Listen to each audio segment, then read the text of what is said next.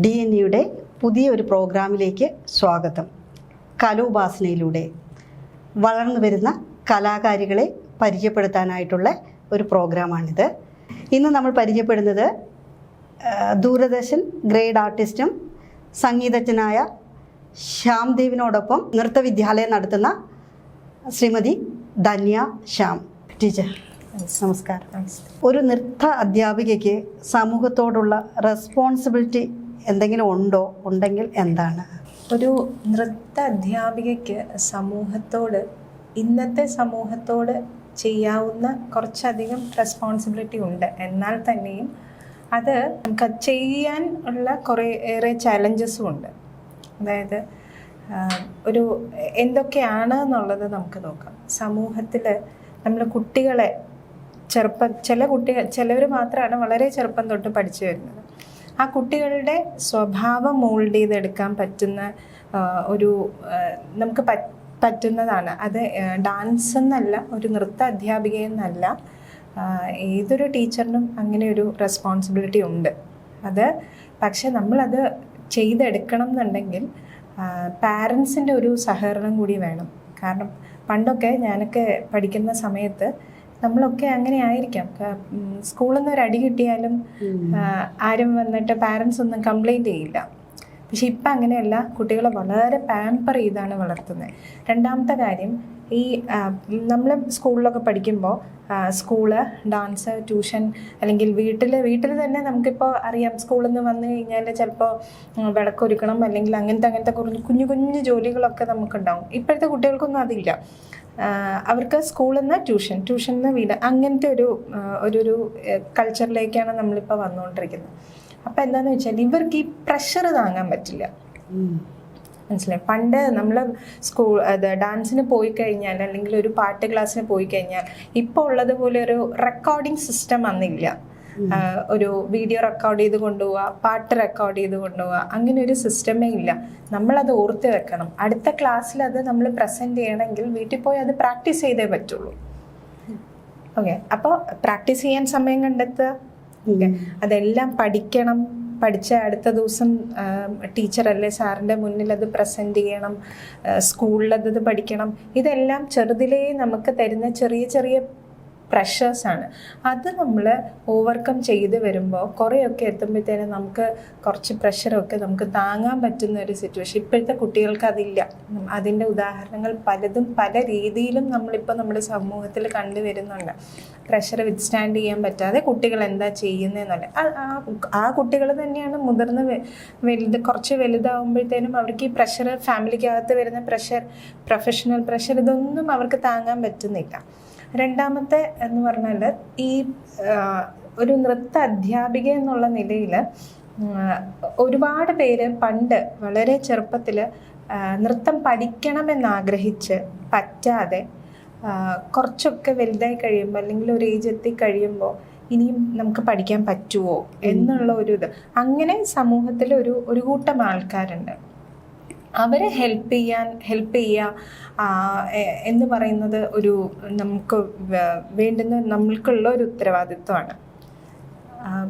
പിന്നെ സ്വന്തം ശരീരത്തിനെ വെറുത്ത് ജീവിക്കുന്ന ഒരുപാട് പേര് ആൾക്കാരുണ്ട്. അത് മറ്റുള്ളവരുടെ കുത്തുവാക്കുകൾ കൊണ്ടായിരിക്കാം, സാഹചര്യങ്ങൾ കൊണ്ടായിരിക്കാം, ജീവിതത്തിലെ അനുഭവങ്ങൾ കൊണ്ടായിരിക്കാം. ആ ശരീരത്തിനെ സ്നേഹിക്കാൻ പഠിപ്പിക്കുക, അതിലൂടെ നൃത്തം അവരെ അഭ്യസിപ്പിക്കുക, അത് കൊണ്ടുവരിക. അങ്ങനെ ഒട്ടനവധിയുണ്ട്. പിന്നെ ഒരുപാട് പേര് പരിചയമില്ലാത്ത പേരുകൾ, ഒരുപാട് പേര് ഈ ഇംപയർഡ് ആയിട്ടുള്ള കാഴ്ച പരിമിതിയുള്ളവരെ, അല്ലെങ്കിൽ അങ്ങനെയുള്ളവരെയൊക്കെ നൃത്തം പഠിപ്പിക്കുന്നുണ്ട്. അതെല്ലാം നമുക്കുള്ള നമുക്ക് റെസ്പോൺസിബിലിറ്റീസ് ആണ് ശരിക്കും. ടീച്ചർ, അങ്ങനെയാണെങ്കിൽ ഏത് പ്രായം മുതലാണ് ശരിക്കും നൃത്തം അഭ്യസിച്ചു തുടങ്ങേണ്ടത്? നല്ല ചോദ്യമാണ്. കാരണം എന്ന് വെച്ചാൽ പലരും ഇപ്പോൾ നവരാത്രിയൊക്കെ അടുക്കുമ്പോൾ നമുക്ക് ഒരുപാട് എൻക്വയറീസ് വരുന്നുണ്ട്. അതിലൊക്കെ പറയുന്ന ഒരു കാര്യമാണ്, ടീച്ചർ എനിക്ക് 30 വയസ്സായി, അല്ലെങ്കിൽ 35 വയസ്സായി, ഇനി എനിക്ക് ഡാൻസ് പഠിക്കാൻ പറ്റുമോ? ഞാൻ ഇതുവരെ പഠിച്ചിട്ടില്ല, ആദ്യമായിട്ട് പഠിക്കുകയാണ് എന്നൊക്കെ ഉള്ളത്. ശരിക്കും പറഞ്ഞാൽ നൃത്തം പഠിക്കാൻ അങ്ങനെ ഒരു ഏജ് എനിക്ക് തോന്നുന്നില്ല അങ്ങനെ ഒന്നും ഉണ്ടെന്ന്. കാരണം പല ഏജിലും പഠിച്ചു തുടങ്ങുമ്പോൾ പല അഡ്വാൻറ്റേജസ് ആണ്. ചെറുതിലേ പഠിച്ചു തുടങ്ങുമ്പോൾ ഒരു ടീച്ചർ എന്നുള്ള നിലയ്ക്ക് ഒരു കുട്ടിയെ മോൾഡ് ചെയ്തെടുക്കാൻ കുറച്ചുകൂടി ഈസി ആയിരിക്കും. ആ കുട്ടിയുടെ ശരീരത്തിനെ മോൾഡ് ചെയ്തെടുക്കാൻ, അല്ലെങ്കിൽ ആ ഒരു കൾച്ചറിലേക്ക്, ആർട്ട് എന്നുള്ള ഒരു കൾച്ചറിലേക്ക് കൊണ്ടുവരാനൊക്കെ കുറച്ചുകൂടി ഈസി ആയിരിക്കും. ഒരു mid-30s ഒക്കെ എത്തിക്കഴിയുമ്പോൾ അവർക്ക് ഫാമിലിയിലൊരു പ്രഷർ കാണും. ഒരു ഭാര്യ അല്ലെങ്കിൽ അമ്മ ജോലിക്ക് പോകുന്നവരാണെങ്കിൽ അങ്ങനെ, അതിനിടയിൽ അവർ സമയം കണ്ടെത്തി വരികയാണ്. അപ്പോൾ കണ്ടെത്തി വരുമ്പോൾ അവർക്ക് പറ്റുന്ന രീതിയിൽ ഏജ് എപ്പോഴും ചിലരൊക്കെ പറയാറുണ്ട് age is just a number എന്ന്. പക്ഷെ ഒരിക്കലുമല്ല, it is not just a number. നമുക്ക് നമ്മളുടേതായിട്ടുള്ള ശരീര പരിമിതികളെ അറിഞ്ഞുകൊണ്ട് വേണം നമ്മൾ നൃത്തം പഠിക്കാനും പഠിപ്പിക്കാനും. അങ്ങനെയാണെങ്കിൽ ടീച്ചർ, ഒരു ക്വസ്റ്റ്യൻ എനിക്കുള്ളത്, ഇന്നത്തെ ടെൻഷൻ നിറഞ്ഞ ജീവിത രീതി ആണല്ലോ ഇന്നത്തെ ഉള്ളത്. അപ്പോൾ ടെൻഷൻ റിലീസ് ചെയ്യാൻ ഒരു പരിധിവരെ നൃത്തം സഹായിക്കുന്നുണ്ടാവും അല്ലേ? ഉറപ്പായിട്ടും സഹായിക്കുന്നുണ്ട്. പക്ഷെ നമ്മളത് ഏത് രീതിയിൽ എടുക്കുന്നു എന്നുള്ളതാണ്. ഇപ്പോൾ നമ്മൾ ഡാൻസ് പഠിക്കാൻ വരുന്നു, അത് തന്നെ ടെൻഷനായി പോകുന്നവരും ഉണ്ട്. അയ്യോ എനിക്കിത് പറ്റുമോ, എനിക്ക് ഇന്ന് ടീച്ചർ പഠിപ്പിച്ചത് എനിക്ക് അടുത്ത ദിവസം ചെയ്യാൻ പറ്റുമോ? അതിൻ്റെ ആവശ്യമില്ല. നമ്മൾ മാക്സിമം നമ്മൾ എൻജോയ് ചെയ്ത് നമ്മുടെ ശരീരം അറിഞ്ഞ് ചെയ്ത് കഴിഞ്ഞിട്ടുണ്ടെങ്കിൽ എല്ലാ കലകളെ പോലെ തന്നെയും നൃത്തത്തിലൂടെയും നമുക്ക് നമ്മുടെ സ്ട്രെസ് റിലീഫ് ചെയ്യാൻ പറ്റും. ഒരുപാട് സഹായിക്കും നമ്മളെ. പ്രാചീന നൃത്ത രീതി, ശാസ്ത്രീയ നൃത്ത രീതിയും ഇന്നത്തെ ആധുനിക നൃത്ത രീതിയും തമ്മിൽ എന്തെങ്കിലും വ്യത്യാസം ടീച്ചർക്ക് ഫീൽ ചെയ്യുന്നുണ്ടോ? അല്ലെങ്കിൽ ടീച്ചറുടെ അഭിപ്രായം അതിനെ കുറിച്ചിട്ടുള്ള? ഞാൻ ഉദ്ദേശിക്കുന്നത് സുംബ ഡാൻസ് പോലുള്ള അത്തരം ഡാൻസൊക്കെ ഇപ്പോൾ ഉണ്ടല്ലോ. അപ്പോൾ ടീച്ചറിൻ്റെ അഭിപ്രായം എന്താണ് അതിനെക്കുറിച്ച്? സൂംബ അല്ലെങ്കിൽ അങ്ങനെയുള്ളതൊക്കെ എനിക്കതിൻ്റെ കൂടുതൽ ടെക്നിക്കൽ വശം എനിക്കറിയില്ല. പക്ഷെ ഞാൻ മനസ്സിലാക്കുന്നത് അത് കൂടുതലും നമുക്കൊരു എക്സസൈസ് ലെവലിലേക്കാണ് കൂടുതലും നമുക്കതിനെ ഹെൽപ്പ് ചെയ്യുന്നത്. ഒരു സ്ട്രെസ് റിലീഫാണ്, ബോഡി കണ്ടീഷനിങ്ങിന്, അതിനൊക്കെ വേണ്ടിയിട്ട് നമുക്ക് സൂംബ. പക്ഷേ ഭരതനാട്യം എന്നുള്ള ഒരു സബ്ജക്റ്റ് എടുക്കുകയാണെങ്കിൽ, ഒരു ഫോം എടുക്കുകയാണെങ്കിൽ, ഓക്കെ, ഞാൻ ആ വാക്ക് തന്നെ പറയുകയാണ്, ഒരു ഫോം. അതായത് അത് ഫോമായിട്ട് വന്നു കഴിഞ്ഞു, അത് എത്രയോ വർഷത്തെ പഴക്കമുണ്ട്. അതിൽ ഈ പ്രാചീനം എന്ന് പറയുമ്പോൾ ഒരു ട്രഡീഷൻ എന്ന് പറഞ്ഞു കഴിഞ്ഞാൽ തന്നെ നമുക്കറിയാം, തലമുറകൾ കൈമാറി വരുന്നതാണ് ഒരു ട്രഡീഷൻ. ഇപ്പോൾ എനിക്ക് പരിചിതമായിട്ടുള്ള, അല്ലെങ്കിൽ ഞാൻ കണ്ട, അതിനപ്പുറം ഞാൻ കേട്ട ഒരു തലമുറ വരെ എനിക്കറിയാവുള്ളൂ. പക്ഷെ അതിന് മുന്നേ ഉണ്ട് അതിന്. അപ്പോൾ അതുകൊണ്ട് ട്രഡീഷൻ എവിടെ തൊട്ടാന്ന് ചോദിച്ചാൽ എനിക്കറിയില്ല. എവിടെ തൊട്ട് ആ ട്രഡീഷൻ, പിന്നെ ആ ട്രഡീഷൻ അനുസരിച്ച് മാത്രമേ ചെയ്യാവൂ എന്ന് പറയുന്നതിനോടും എനിക്ക് യോജിപ്പില്ല. അപ്പോൾ ചേച്ചി, നമ്മുടെ ഡ്രസ്സിങ്ങിലും മേക്കപ്പിലും ഒക്കെ കുറച്ച് വ്യത്യാസങ്ങൾ ഉണ്ടായിട്ടുണ്ടാവുമല്ലോ പഴയ നൃത്തരീതികളിൽ നിന്നും, തനത് നൃത്തരീതിയിൽ നിന്നും. അത് എങ്ങനെയാണ് കാണുന്നത്, ടീച്ചർ നോക്കി കാണുന്നത്? നമ്മുടെ ഡാൻസിൻ്റെ ഡ്രസ്സിങ് രീതി എന്ന് പറഞ്ഞു കഴിഞ്ഞാൽ, പണ്ടത്തെ വീഡിയോസൊക്കെ കണ്ടു കഴിഞ്ഞാൽ അവർ സാരി സാധാരണ കുത്തി ഉടുത്ത് അങ്ങനെയാണ് ചെയ്യാറ്. പക്ഷെ പിന്നെ വന്നിട്ടുള്ള ഡ്രസ്സിങ് രീതി, അത് ആ സാരി കുത്തി ഉടുക്കൽ, അത് സ്റ്റിച്ച്ഡായിട്ട് മാറി. അത് നമുക്ക് എടുത്ത് ഉപയോഗിക്കാനുള്ള ഒരു ഈസിനെസ്സിന് വേണ്ടിയിട്ട് നമ്മളത് സ്റ്റിച്ച്ഡാക്കി. ഓർണമെൻറ്റ്സ് ഇപ്പോൾ പല രീതിയിലുള്ള പല ഫാഷൻസിലുള്ള ഓർണമെൻറ്റ്സ് ഉണ്ട്. ആ ഒരു ട്രഡീഷണൽ വേയിൽ തന്നെ ഉള്ളതുമുണ്ട്. മേക്കപ്പിൽ വന്നിട്ടുള്ള മാറ്റം, ഇതെല്ലാം അൾട്ടിമേറ്റ്ലി നമ്മളിൽ വന്ന സൗന്ദര്യബോധത്തിൽ വന്ന മാറ്റങ്ങളാണ്. ഒരു സ്റ്റേജിൽ ഒരു പെർഫോമൻസ് കണ്ടു കഴിഞ്ഞാൽ എല്ലാ കുട്ടികളും ഒരുപോലെ ഇരിക്കും. അത് ആ മേക്കപ്പിൽ വന്നിട്ടുള്ള മാറ്റമാണ്. മേക്കപ്പ് ഉപയോഗിക്കുന്ന പ്രോഡക്ട്സ്, ഉപയോഗിക്കുന്ന രീതി, ചെയ്യുന്ന രീതി, ഇതിലൊക്കെ വന്നിട്ടുള്ള മാറ്റങ്ങളിൽ സംഭവിക്കുന്നതാണ്. പക്ഷെ ഇതൊക്കെ ഒരു പെർഫോമൻസിന് ഇതൊക്കെ ബാധിക്കുമോ എന്ന് ചോദിച്ചാൽ എന്നെ സംബന്ധിച്ചില്ല. ഇല്ല. ഒരിക്കലും ഒരു പെർഫോമൻസ് നന്നാവണം എന്നുണ്ടെങ്കിൽ അത് പക്ഷെ കാണുന്ന ആൾക്കാരുടെ ഒരു വ്യൂ പോലെ ഇരിക്കും. കാണുന്നവർ പറയുന്നത് എന്താണെന്ന് വെച്ചാൽ, അയ്യോ ഇത് അത്രയ്ക്ക് അങ്ങോട്ട് ശരിയായില്ല, മേക്കപ്പ് ശരിയായില്ല, ഡ്രസ്സ് ശരിയായില്ല. എല്ലാവരും പറയുന്നത് ഒരു പുറമേ ഉള്ള ഒരു കാര്യമാണ് എല്ലാവരും നോക്കിക്കാണുന്നത്.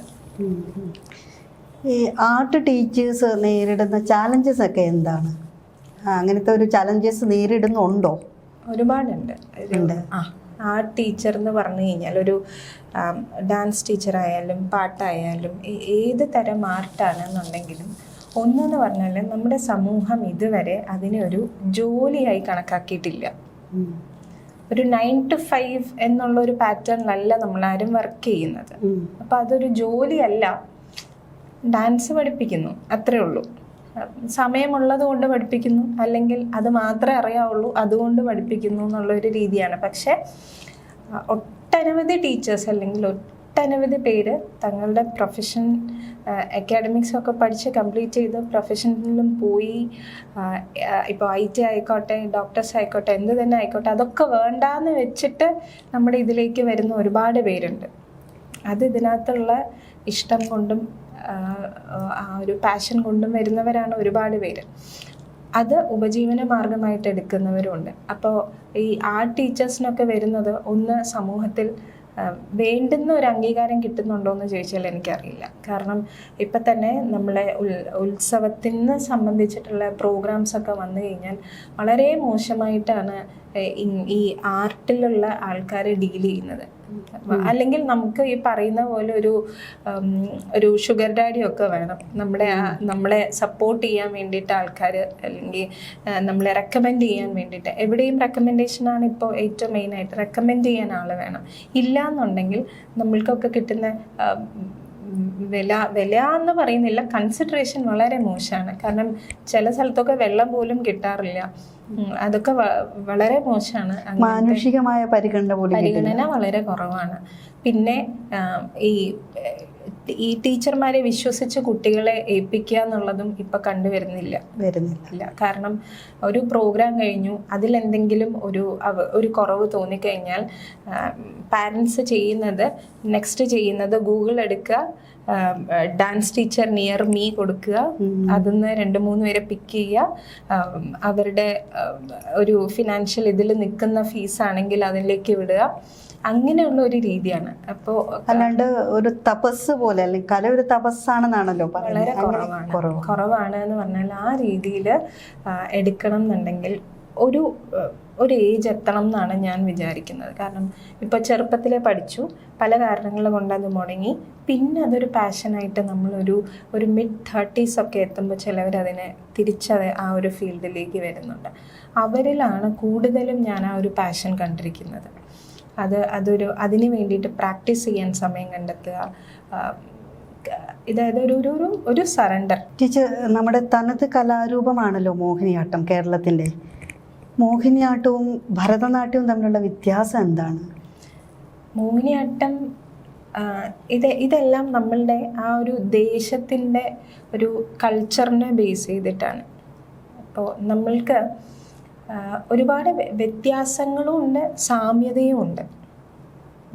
അപ്പോൾ മോഹിനിയാട്ടം എന്ന് പറയുമ്പോൾ നമ്മുടെ കേരളത്തിൻ്റെ തനത് രൂപം എന്ന് പറയുമ്പോൾ പണ്ട് കാലം തൊട്ടേ കേരളത്തിലുള്ള സ്ത്രീകൾ നടക്കുന്നതിനെ പറ്റിയും, അല്ലെങ്കിൽ എങ്ങനെ നടക്കണം, എങ്ങനെ നിൽക്കണം, എങ്ങനെ ചിരിക്കണം എന്നുള്ളതിനെ പറ്റിയിട്ടൊക്കെ ഒരു ധാരണയുണ്ട്. ആ ഒരു ഇതിൽ തന്നെയാണ് മോഹിനിയാട്ടം. മെല്ലനെ പതിയെയുള്ള മൂവ്മെന്റ്സ്, പതിയെ കാല് വയ്ക്കുക, ലാസ്യം കൂടുതൽ, അത് അങ്ങനെ ഒരു രീതിയിലാണ് ഈ മോഹിനിയാട്ടം. ഈ കാറ്റ് വീശുന്നത്, നമ്മുടെ ദേശത്തെ കാറ്റ് വീശുന്നതും അന്യദേശങ്ങളിലെ കാറ്റ് വീശുന്നതും അനുസരിച്ച്, അല്ലെങ്കിൽ അതുപോലാണ് അവിടുത്തെ കലാരൂപങ്ങളെന്നും പറയപ്പെടുന്നുണ്ട്. അപ്പോൾ അതുപോലെ വളരെ സ്ലോയിലുള്ള മൂവ്മെൻറ്റ്സ് ഒക്കെ ആയിരിക്കും മോഹിനിയാട്ടത്തിന്. ഇതൊക്കെ എല്ലാവർക്കും ഇപ്പം പരിചിതമാണ്. കാരണം ഈ സോഷ്യൽ മീഡിയ എന്നുള്ള ഒരിത് കൊണ്ട് എല്ലാവർക്കും, നമ്മൾ പറയാതെ തന്നെ എല്ലാവർക്കും ഇതിൻ്റെ വ്യത്യാസം എന്താണ്, സാമ്യത എന്താണ് എന്നൊക്കെ അറിയാം. ഭരതനാട്യം എന്ന് പറയുമ്പോൾ കുറച്ചുകൂടി ചടുലത കൂടുതലാണ്. ടീച്ചർ ഇപ്പോൾ പറഞ്ഞു സോഷ്യൽ മീഡിയയിലൂടെയൊക്കെ ഇത് മനസ്സിലാക്കാൻ കഴിയുന്ന നൃത്തം എന്ന് പറയുന്നത്, ടീച്ചർ ആദ്യമേ തന്നെ പറഞ്ഞൊരു തപസ് പോലെയാണ്. അങ്ങനെയുള്ളൊരു കലാരൂപം ഓൺലൈനിലൂടെ പഠിക്കുമ്പോൾ അതിൻ്റെ മൂല്യ ചൂഷണം നടക്കില്ലേ? മൂല്യം കുറഞ്ഞു പോവില്ലേ? അത് ഓൺലൈൻ പഠിക്കുക എന്ന് പറഞ്ഞാൽ അത്രയും കാലിബർ വേണം രണ്ടു പേർക്കും, ടീച്ചറിനും അതെ, പഠിക്കുന്നവർക്കും അതെ. അതായത് കറക്ഷൻ, ഈ നമ്മളുടെ എന്താണ് ഡാൻസ് എന്ന് പറയുമ്പോൾ നമ്മുടെ ബോഡി ഉപയോഗിക്കുന്നത് കൊണ്ട് തന്നെ കറക്ഷൻ എന്ന് പറയുമ്പോൾ നമുക്ക് കൈയൊക്കെ ചിലപ്പോൾ പിടിച്ച് വെച്ച് കൊടുക്കേണ്ടി വരും. മുദ്രകളൊക്കെ അങ്ങനെയായിരിക്കും. അപ്പം അതൊക്കെ വരുമ്പോഴത്തേനും കുറച്ചധികം നമുക്ക് ആ കാലിബർ വേണം, ക്ഷമ വേണം, സമയം വേണം. അപ്പോൾ അത് കാരണം ഇച്ചിരി ബുദ്ധിമുട്ടാണ് എന്നെ സംബന്ധിച്ച്. ഒരു ഓൺലൈൻ ക്ലാസ് എന്ന് പറയുമ്പോൾ എനിക്ക് ഇച്ചിരി ബുദ്ധിമുട്ടാണ്.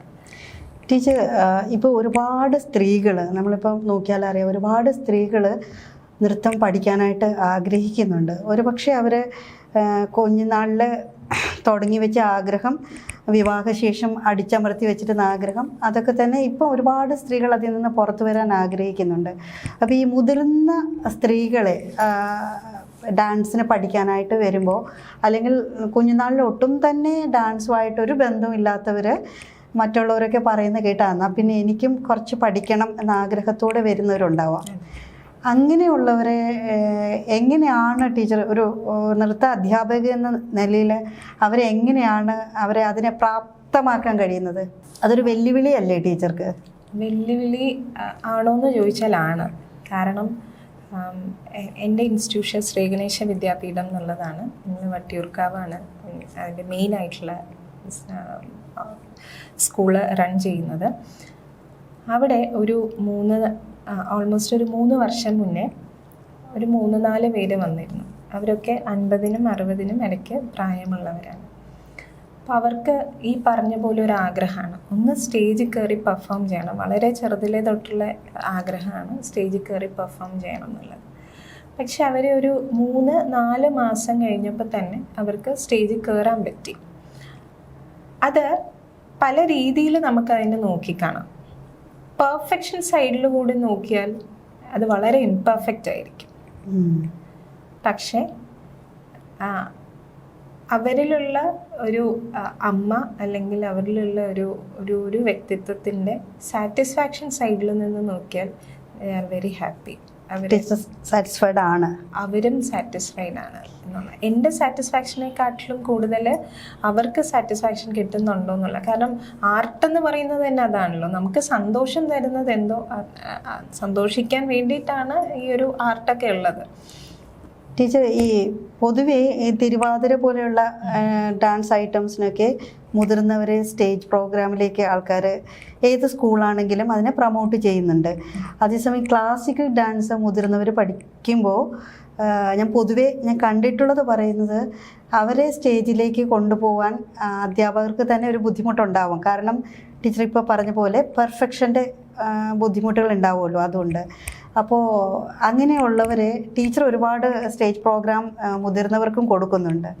അങ്ങനെ വരുമ്പോൾ ടീച്ചർക്ക് എന്തെങ്കിലും കമൻസോ അല്ലെങ്കിൽ മറ്റുള്ള അധ്യാപകരിൽ നിന്നും എന്തിനാണ് ധന്യ ടീച്ചർ ഇതിനു വേണ്ടി മുതിർന്നത് എന്നുള്ള ചോദ്യങ്ങൾ നേരിടേണ്ടി വന്നിട്ടുണ്ടോ? ഇഷ്ടംപോലെ. ടീച്ചർ അതിനെ എങ്ങനെ നേരിടും? ഇല്ല, ഇപ്പം ചിരിച്ചുകൊണ്ട് നേരിടുന്ന പോലെ തന്നെയാണ്. കാരണം എന്ന് വെച്ചാൽ ഇപ്പോൾ ഈ പറഞ്ഞ പോലെ തന്നെ മുതിർന്നവർക്ക് അവർ ചെയ്യാൻ ആഗ്രഹിച്ചിരുന്ന കാര്യങ്ങൾ പലതുമാണ് ഇപ്പോൾ ഈ കുറച്ച് വർഷങ്ങൾ കൊണ്ട് എനിക്ക് അവർക്ക് കൊടുക്കാൻ പറ്റിയിട്ടുള്ളത്. അതവർ എത്ര പെർഫെക്ഷൻ, അതാ ഞാൻ പറഞ്ഞത്, ഒരു ആർട്ടിൽ പെർഫെക്ഷൻ നോക്കിക്കഴിഞ്ഞാൽ ഇതെല്ലാം ഈ ഒരു ചട്ടക്കൂട് നമ്മൾ ഉണ്ടാക്കി വെച്ചിട്ടുണ്ട്. ഇപ്പോൾ അതുപോലായില്ല എന്നായിരിക്കും നമ്മൾ പറയുന്നത്. ഒരു പെർഫോമൻസ് കണ്ടിട്ട് അതുപോലായില്ല അല്ലെങ്കിൽ ആ രീതിയിൽ വന്നില്ല എന്നായിരിക്കും. പക്ഷെ നമ്മൾ ചിന്തിക്കേണ്ടതുണ്ട്, അവർ ഈ ഒരു 50-60 വയസ്സിൻ്റെ ഇടയ്ക്കെന്ന് പറയുമ്പോൾ ശരീരത്തിൽ ഉണ്ടാകുന്ന ഒട്ടനവധി മാറ്റങ്ങളുണ്ട്. അതെല്ലാം നമ്മൾ മനസ്സിലാക്കി വേണം അവരെ വെറുതെ പഠിപ്പിച്ച് അവരുടെ നിന്ന് ഫീസ് വാങ്ങി ഞാൻ വെറുതെ പഠിപ്പിച്ച് എൻ്റെ വീട്ടിൽ മാത്രം അല്ലെങ്കിൽ എൻ്റെ സ്കൂളിൽ മാത്രം നിർത്തി കഴിഞ്ഞാൽ അതിൻ്റെ ബെനിഫിറ്റ് എനിക്ക് മാത്രമേ കിട്ടുള്ളൂ. പക്ഷെ അങ്ങനെയല്ലല്ലോ വേണ്ടത്. അവർക്കും കൂടി ബെനിഫിഷ്യൽ ആവണം. ഇപ്പോൾ അവരുടെ വീട്ടുകാർ പോലും ചിലപ്പോൾ ഒരു സപ്പോർട്ട് ചെയ്യുന്നുണ്ട്. എന്തിനാണ് ഈ വയസ്സാം കാലത്ത് എന്ന് ചോദിക്കുന്നവർ ഇഷ്ടംമാതിരിയുണ്ട്. അവർക്ക് സ്റ്റേജ് കൊടുക്കാൻ മടിക്കുന്നവരുണ്ട്. പിന്നെ തിരുവാതിരയെ സംബന്ധിച്ച് പറയുകയാണെങ്കിൽ പണ്ട് കാലത്തൊക്കെ ഈ പറഞ്ഞ തിരുവാതിര വീട്ടുമുറ്റത്ത് പല സന്ദർഭങ്ങളിൽ കുടുംബക്കാരല്ലെങ്കിൽ കുടുംബത്തിലുള്ള സ്ത്രീകൾ മാത്രം ചെയ്തു വന്നിരുന്ന ഒരു ഇതാണ്. അവരുടെ സന്തോഷത്തിന് വേണ്ടി കൈകൊട്ടി കളിച്ചിരുന്ന ഒരു ഇതാണ് തിരുവാതിര. പക്ഷെ ആ തിരുവാതിരയിൽ തന്നെ ഇപ്പം വന്നിട്ടുള്ള മാറ്റങ്ങളൊന്നും നമുക്ക് അപ്പോൾ അതെന്തുകൊണ്ട് തിരുവാതിര അവർക്ക് കൊടുക്കുന്നു എന്ന് വെച്ചാൽ അതിൽ വലിയ മൂമെന്റ്സ് ഇല്ല. ഒന്ന് കറങ്ങണം, നിൽക്കണം, കൈകൊട്ടി കളിക്കണം. ആ ഒരു സീക്വൻസ് ഫുള്ളൊന്ന് ഓർത്ത് വെക്കണം. ഈ ഓർത്ത് വെക്കുന്നത് ഒരു 10 ദിവസം അല്ലെങ്കിൽ കുറച്ച് നാളൊന്ന് കംപ്ലീറ്റ് പ്രാക്ടീസ് ചെയ്ത് കഴിഞ്ഞാൽ നമുക്ക് ഓർമ്മ കിട്ടും. പിന്നെ വന്നിട്ട് ആ തിരുവാതിരയുടെ പേരിൽ തന്നെ വേറെ പല ഫോംസും അതിനകത്ത് വരുന്നുണ്ട്. അപ്പം അവരത് ഇൻട്രസ്റ്റഡ് ആയിട്ട് അവരത് പഠിക്കും. ഒരു ക്ലാസിക്കൽ അല്ലെങ്കിൽ ഒരു ഭരതനാട്യം, മോഹിനിയാട്ടം എന്ത് തന്നെയാണെങ്കിലും അതിൻ്റെ പുറകിൽ ഈ പറയുന്ന കുറച്ച് സറണ്ടർ, കുറച്ച് പെയിൻ, ഇതെല്ലാം നമ്മൾ എടുക്കേണ്ടി വരും. അതിന് മുതിർന്ന് വരുന്നവരെ മാത്രമേ നമുക്കത് അതിൻ്റേതായിട്ടുള്ള രീതിയിൽ പഠിപ്പിക്കാൻ പറ്റുള്ളൂ. അല്ലാത്തവരെ ഈ പറഞ്ഞ പോലെ അവരുടെ സന്തോഷത്തിന് വേണ്ടിയിട്ട് നമുക്ക് ചെയ്യാം. പിന്നെ ഒരുപാട് പേര് എന്നോട് ചോദിച്ചിട്ടുണ്ട് ടീച്ചറിന് ഇതിൻ്റെ ആവശ്യമുണ്ടോ എന്നുള്ളത്. അതിൽ എപ്പോഴും ഞാൻ വിചാരിക്കുന്ന ഒരു കാര്യമുണ്ട്. എൻ്റെ വീട്ടിൽ എൻ്റെ അമ്മ അല്ലെങ്കിൽ ഇപ്പോൾ ഹസ്ബൻഡ് അമ്മ അല്ലെങ്കിൽ എൻ്റെ അമ്മയായാലും ഇവർക്കൊക്കെ ഒരു പക്ഷേ ഉള്ളിൽ ഒരുപാട് കഴിവുകളുണ്ടായിരിക്കാം. അത് അവരുടെ ജീവിത സാഹചര്യം കൊണ്ട് പുറത്ത് വരാതിരിക്കുന്ന, അല്ലെങ്കിൽ ഇതുവരെയും പുറത്ത് വരാൻ അതിന്ന് ഒന്ന് പുറത്തേക്ക് കൊണ്ടുവരാൻ പറ്റാത്തൊരവസ്ഥയിലായിരിക്കാം. അതുപോലെയാണ് മറ്റുള്ളവരെന്നുള്ള രീതിയിലാണ് ഞാൻ അതിനെ നോക്കിക്കാണുന്നതും അവർക്ക് മാക്സിമം പ്രോത്സാഹനം കൊടുത്ത് അവരെ മുന്നേക്ക് കൊണ്ടുവരാൻ നോക്കിയിട്ടുള്ളത്. അതിൻ്റെ പേരിൽ പലരും പറഞ്ഞിട്ടുണ്ടെങ്കിലും ഞാൻ അധികം കാര്യമാക്കിയിട്ടില്ല. കലാപരമായിട്ടുള്ള എല്ലാ കാര്യങ്ങളും തുടങ്ങുന്നത് നവരാത്രിയിലാണ്. ഇപ്പോൾ ടീച്ചർ പറഞ്ഞല്ലോ, ഈ പ്രായമുള്ളവർക്കും കുട്ടികൾക്കും ഒക്കെ ഇപ്പോൾ താല്പര്യത്തോടെ വരുന്നുണ്ട്. അപ്പോൾ അവർക്ക് ഈ നവരാത്രി കാലത്ത് അവർക്ക്, അല്ലെങ്കിൽ അവരിപ്പോൾ പുതുതായിട്ട് തുടങ്ങാൻ വരുന്ന ആഗ്രഹം കൊണ്ട് തുടങ്ങാൻ വരുന്ന അവർക്ക് അധ്യാപിക എന്ന നിലയിൽ കൊടുക്കാനുള്ള ഒരു ഉപദേശം, അല്ലെങ്കിൽ അവരിൽ നിന്ന് ഒരു നൃത്ത അധ്യാപിക എന്ന നിലയിൽ ടീച്ചർ ആഗ്രഹിക്കുന്നത് എന്താണെന്ന് വിശദീകരിക്കാമോ? ഏത് പ്രായത്തിലുള്ള ഒരാളാണെങ്കിലും നൃത്തം പഠിച്ചാലും എന്ത് തന്നെ പഠിച്ചാലും ആദ്യം വേണ്ടുന്നതാണ് നമ്മൾ കംപ്ലീറ്റ് ആയിട്ട് ഒരു അധ്യാപകൻ്റെ മുന്നിൽ അല്ലെങ്കിൽ അധ്യാപികയുടെ മുന്നിൽ സറണ്ടർ ആകുക എന്നുള്ളത്. ഒരു പക്ഷേ ഒരു സ്ഥലത്തുനിന്ന് പഠിച്ചിട്ട് വരുന്നതായിരിക്കാം, ഒരാൾ കുറച്ച് പഠിച്ചിട്ട് വരുന്നതായിരിക്കാം. അത് നമ്മുടെ ശരീരത്തിൽ നിന്ന് അല്ലെങ്കിൽ നമ്മുടെ ആ ഒരു ഇതിൽ നിന്ന്, ഞാൻ ഡാൻസിനെ കുറിച്ച് മാത്രം പറയുകയാണെങ്കിൽ നമ്മുടെ ശരീരത്തിൽ നിന്ന് അതിനെ അൺലേൺ ചെയ്തിട്ട് അത് കംപ്ലീറ്റ് ആയിട്ട് കളഞ്ഞിട്ട്, അല്ലെങ്കിൽ നമ്മൾ ഒരു നൃത്ത അധ്യാപകൻ്റെ അടുത്ത് പോയി അദ്ദേഹം പറയുന്ന രീതിയിൽ നമുക്കതിനെ കൊണ്ടുപോകാൻ പറ്റണം. അവിടെ പിന്നെ നമ്മൾ ചിന്തിക്കരുത് ഞാൻ ഇങ്ങനെ അല്ലല്ലോ നേരത്തെ പഠിച്ചത്, അല്ലെങ്കിൽ അവരങ്ങനെയല്ലല്ലോ നേരത്തെ ചെയ്തത് എന്നുള്ള. രണ്ടാമത്തെ കാര്യം എന്ന് പറഞ്ഞാൽ ഇപ്പോൾ ഈ സോഷ്യൽ മീഡിയ ഇത്രയും തന്നെ ഉള്ളത് കൊണ്ട് ഇപ്പോൾ ഒരു കാര്യം പഠിപ്പിച്ചാൽ തന്നെ ആ ദിവസം തന്നെ അവർ പോയി മൊബൈലിൽ നോക്കിയിട്ട് ഇതിലിങ്ങനെയല്ല അവർ ചെയ്തിരിക്കണേ, എന്നെ ഇങ്ങനെ അല്ലല്ലോ കമ്പയർ ചെയ്തിട്ട് അടുത്ത ദിവസം വന്നിട്ട് ടീച്ചർ ഇത് ഇങ്ങനെയാണോ ഇങ്ങനെ അല്ലേ എന്ന് ചോദിക്കുന്ന ഒരു രീതി വരെ ഉണ്ട്. അതായത് ടീച്ചേഴ്സിനെ തെറ്റാം എന്നുള്ള രീതി വരെ നമുക്ക് ഉണ്ട്, ആ രീതിയിൽ കുട്ടികൾ വരുന്നുണ്ട്. പിന്നെ ഈ മുതിർന്നവരാണെങ്കിൽ തന്നെയും പ്രാക്ടീസ് ചെയ്യാൻ സമയം കണ്ടെത്തുക. അത് അങ്ങനെ പ്രാക്ടീസ് ചെയ്യാൻ പറ്റുന്നുണ്ടെങ്കിൽ മാത്രമേ നമുക്ക് എന്തെങ്കിലും ഒന്ന് നമുക്ക് കൊണ്ടുവരാൻ പറ്റുള്ളൂ. അതും ഒരു ടീച്ചർ പറയുന്ന രീതിയിൽ തന്നെ പോയാലേ പറ്റൂ. കാരണം 10 പേരുണ്ടെങ്കിൽ 10 പേര് പഠിപ്പിക്കുന്നതും 10 രീതിയിലായിരിക്കും. അപ്പോൾ ഓരോരുത്തർക്ക് വേണ്ടുന്ന പേഴ്സണൽ ആയിട്ടുള്ള ടിപ്സ്, അത് അവരുടെ ഇമ്പ്രൂവ്മെൻറ്റിന് വേണ്ടിയിട്ടുള്ള കാര്യങ്ങളായിരിക്കാം ടീച്ചർ പറഞ്ഞു കൊടുക്കുന്നത്. അത് ഫോളോ ചെയ്ത് പോയാൽ മാത്രമേ അതിൽ നമുക്കൊരു റിസൾട്ട്, പോസിറ്റീവായിട്ടുള്ള ഒരു റിസൾട്ട് കണ്ടെത്താൻ പറ്റും. ഇപ്പം ഒത്തിരിയും കുട്ടികൾ ഉണ്ടാവുമല്ലോ ടീച്ചറിൻ്റെ അടുത്ത് തന്നെ. അപ്പം എല്ലാവർക്കും അറ്റൻഷൻ ഒരുപോലെ കൊടുക്കാൻ ടീച്ചർക്ക് കഴിയാറുണ്ടോ? കഴിയാറുണ്ട്. അത് നമ്മൾ കൊടുത്തന്നെ പറ്റുള്ളൂ. കാരണം അതിപ്പോൾ ഒരു പെർഫോമൻസ് എടുത്താലും ആരെയും ഞാൻ ഇപ്പോൾ കാണാൻ പറ്റാത്ത രീതിയിൽ നിർത്താറില്ല. എല്ലാവർക്കും ഈക്വൽ ഇമ്പോർട്ടൻസ് സ്റ്റേജിലാണെന്നുണ്ടെങ്കിലും ക്ലാസ്സിലാണെന്നുണ്ടെങ്കിലും അത് ഈക്വൽ ഇമ്പോർട്ടൻസ് ഞാൻ കൊടുക്കാൻ ശ്രമിക്കാറുണ്ട്. ഇതുവരെയും അതിനൊരു ഇത് പറ്റിയിട്ടില്ല എന്നാണ് എൻ്റെ വിശ്വാസം. അറിയാതെ പറ്റിയിട്ടുണ്ടോ എന്നറിയില്ല, പക്ഷേ അറിഞ്ഞുകൊണ്ട് ഇതുവരെയും അങ്ങനെയൊന്നും പറ്റിയിട്ടില്ല. അതിപ്പോൾ സ്റ്റേജ് പെർഫോമൻസ് ആയാൽ തന്നെയും എല്ലാവർക്കും ഈക്വൽ ഇമ്പോർട്ടൻസ് അതിനകത്തുണ്ടാവും. അതിപ്പോൾ അവരുടെ കൂട്ടത്തിൽ ഞാൻ പെർഫോം ചെയ്താലും ബാക്കി എല്ലാവരും ഒരേമാതിരി തന്നെ. അതുകൊണ്ട് തന്നെ ഒരിക്കലും ഒരു കുട്ടിക്ക് ഒരു ഓർണമെൻറ്റ്സ് ആയാലും ഡ്രസ്സായാലും എല്ലാവരും ഒരുപോലെ ഇരിക്കും. അത് ഈ പറയുന്ന പോലെ ടീച്ചറായിട്ടുള്ള ഞാൻ അവരുടെ കൂടെ ചെയ്താലും ഞാനും അവരിൽ ഒരാളാണ്. അവരുടെ പോലെ തന്നെയായിരിക്കും കോസ്റ്റ്യൂമും ഓർണമെൻറ്റ്സും എല്ലാം ഒന്ന് തന്നെയായിരിക്കും. അതിലൊരു വ്യത്യാസമില്ല. കാരണം പല സാമ്പത്തിക സ്ഥിതിയിൽ നിന്ന് വരുന്ന കുട്ടികളുണ്ടാവും. അപ്പോൾ അവർക്ക് ഒരു ഡ്രസ്സ് എടുക്കുക എന്ന് പറയുമ്പോൾ ചിലപ്പം കുറച്ച് ഫിനാൻഷ്യലി സ്റ്റേബിൾ ആയിട്ടുള്ളവരാണെങ്കിൽ കുറച്ച് കൂടിയ ഒരു സാരി എടുക്കാം, അല്ലെങ്കിൽ മറ്റേ ആൾ കുറച്ച് കുറഞ്ഞതെടുക്കാം. പക്ഷെ ഇതൊക്കെ കുട്ടികളുടെ മനസ്സിനെ ബാധിക്കും. ആ ഒരു ട്രോമയൊക്കെ വന്നു കഴിഞ്ഞാൽ പിന്നെ നൃത്തത്തിൽ നിൽക്കുക എന്ന് പറഞ്ഞാൽ കുറച്ച് ഇതാണ്. പിന്നെ ഈ പറഞ്ഞ പോലെ നൃത്തത്തിലേക്ക് വരുമ്പോൾ ഒരു കുട്ടിയെ നേരത്തെ ചോദിച്ച ഒരു ചോദ്യത്തിനാണ്, അതായത് പല ഏജിൽ വരുമ്പോഴത്തേക്കും ശരിക്കും ഈ നൃത്തം എന്തിനാണ് പഠിക്കുന്നത് എന്നുള്ളത് ഒരു കുട്ടിയെ അല്ലെങ്കിൽ പറഞ്ഞ് മനസ്സിലാക്കുക ബുദ്ധിമുട്ടാണ്. അതായത് അതൊരു ഫിസിക്കൽ എക്സസൈസ് അല്ല. ഒരു കാര്യം അതായിരുന്നു എൻ്റെ അടുത്ത ക്വസ്റ്റ്യൻ വരാനിരുന്നത്. നൃത്തവും ഫിസിക്കൽ എക്സസൈസും തമ്മിലുള്ള ഡിഫറൻസും കൂടെ ടീച്ചറൊന്ന് പറഞ്ഞാൽ നന്നായിരിക്കും. ഒരിക്കലും നൃത്തം ഒരു ഫിസിക്കൽ എക്സസൈസ് അല്ല. നൃത്തം ചെയ്യണമെങ്കിൽ നമ്മൾ വേറെ എക്സസൈസ് നമ്മൾ ചെയ്യണം.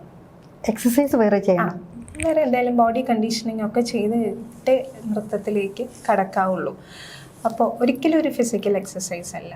എപ്പോഴും നൃത്തത്തിലൂടെ പിന്നെ എന്താണ് നമ്മൾ ഉദ്ദേശിക്കുന്നത് എന്നുള്ള ഒരു ചോദ്യം വരാം. അതായത് ഒരു കുട്ടിയെ അത് ഞാൻ പറഞ്ഞു വരുന്നത്, കുട്ടിയെ പറഞ്ഞ് മനസ്സിലാക്കാൻ നമുക്ക് വളരെ ബുദ്ധിമുട്ടാണ്. അതായത് ഒരു അദ്വൈത സിദ്ധാന്തം ആണ് ശരിക്കും, അതായത് ആത്മൻ പരമാത്മൻ ഒന്നാണ് എന്നുള്ളത്. അതാണ് നൃത്തത്തിൽ സംഭവിക്കുന്നത്. ആ ഒരു ലെവലിലേക്ക് നമ്മൾ എത്തണം.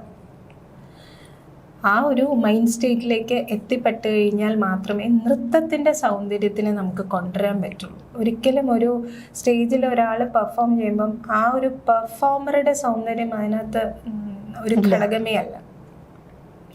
സൗന്ദര്യം എന്ന് പറഞ്ഞു കഴിഞ്ഞാൽ നിറത്തിലോ ഈ പറയുന്ന കോസ്റ്റ്യൂമിൻ്റെ ഇതിലോ അല്ലെങ്കിൽ അങ്ങനെയുള്ള ഒന്നിലുമല്ല. എന്നാൽ ഇത് ഒരു ലൈറ്റ്, സൗണ്ട്, ഇതൊക്കെ ഫാക്ടർ അല്ലേന്ന് ചോദിച്ചാൽ ഇതൊക്കെ ഫാക്ടറാണ്.